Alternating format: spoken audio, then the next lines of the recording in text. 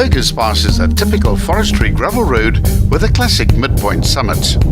It's just above the national average at 5.7 kilometers and has an altitude variance of 175 meters, which produces an average gradient of 1 in 32, but don't be fooled by that statistic, as some of the gradients on the eastern side reach 1 in 5. There are plenty of bends, corners and curves to keep drivers busy, 36 of them, of which 10 have a turning arc of greater than 90 degrees and 5 of those exceed 150 degrees.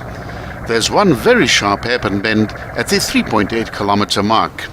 The pass starts at its western end at an altitude of 1,353 meters at the crossing of a small stream and immediately begins climbing via a wide left-hand bend at a gradient of around 1 in 10. The heading changes briefly into the north as the road enters a tight right-hand bend at the 600-meter mark. This bend curls through a full 120 degrees and a smaller road leads off to the left at the apex of this bend. There are many side roads leading off this main road, so be careful not to take any of them, as once you're off the main road, there's no signage and it's very easy to become disoriented in the maze of forestry roads.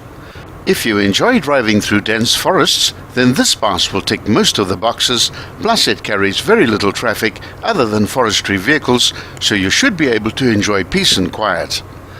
The pass is best driven on a Sunday or a public holiday, which will ensure an absence of forestry vehicles.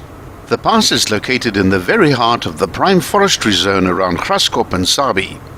If you intend driving it in the week, expect forestry vehicles. Remember to always switch your headlights on and not just your parks. In bright sunlight, the road is in a constant state of flux, changing rapidly between deep shadows and bright sunlight. It takes a second or two for driver's eyes to adjust to these rapid changes, so by having your headlights on, it makes you much more visible to other vehicles. It's much easier approaching this pass from the eastern side, so although we filmed it from the west, the eastern approach is the better option unless you enjoy navigational challenges. After the fork at the 1.1 kilometer point, the road, which is still climbing steadily at a gradient of 1 in 10, curves through another big left-hand bend of 150 degrees, which changes the heading into the northeast.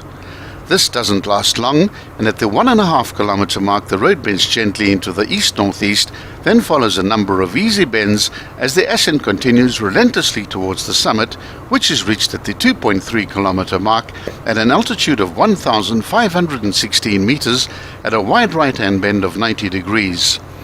It's best to pre-mark the summit point as it's currently inside a dense plantation and will not be immediately obvious. The descent starts immediately, still maintaining a gradient of 1 in 10, and heads into the east-southeast.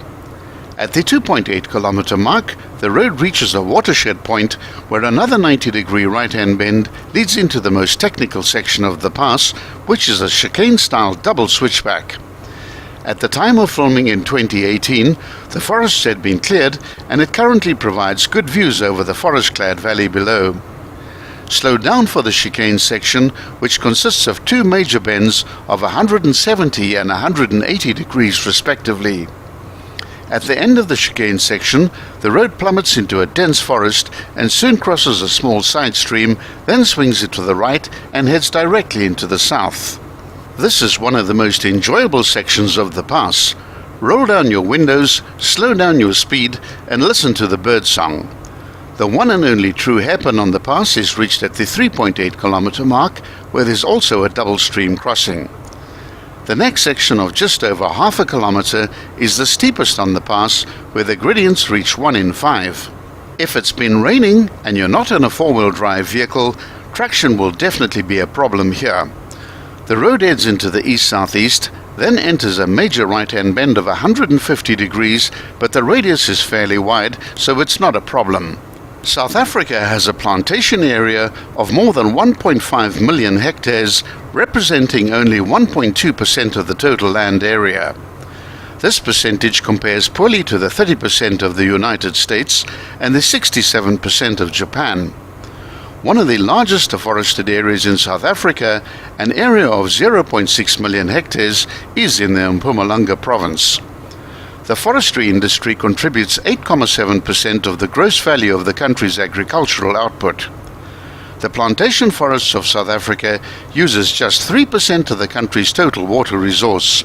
The pass ends at the 5.7 kilometer point at an altitude of 1,341 meters at a T-junction with the R532.